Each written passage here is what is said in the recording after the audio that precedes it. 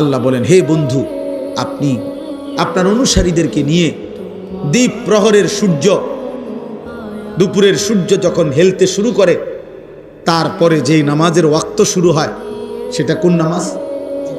জোহর।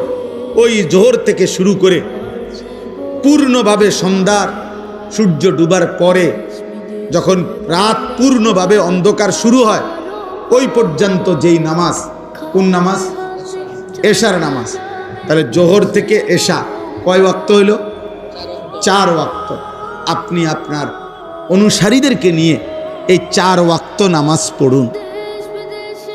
তাহলে বাদ রইল ফজর, বাদ রইল ওয়া কোরআন আল ফজর, এবং বিশেষভাবে ফজরের নামাজ পড়ুন।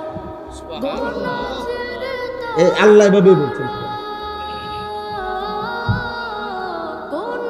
তাহলে বিশেষভাবে ফজরের নামাজ পড়তে বলছে না জুমার নামাজ?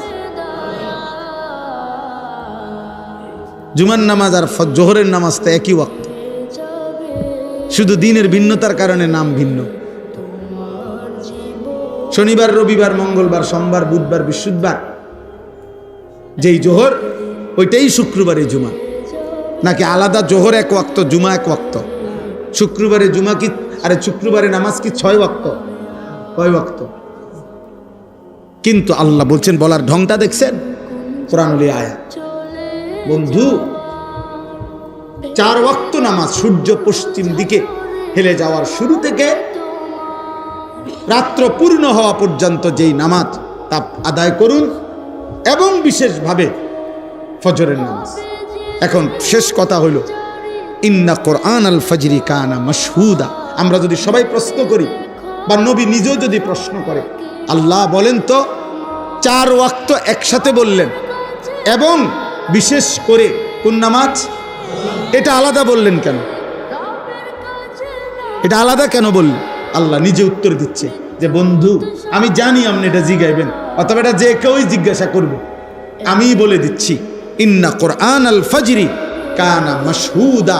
নিশ্চয়ই ফজরের নামাজ হলো আমার সৃষ্টি ইমানদার, আমার আনুগত্যশীল বান্দার একত্রিত হওয়ার সময়, টাইম অফ অ্যাসেম্বলি, একত্রিত হওয়ার সময়। আমার আনুগত্যশীল বান্দা, মখলুক ফজরের ওয়াক্তে একত্রিত হয়।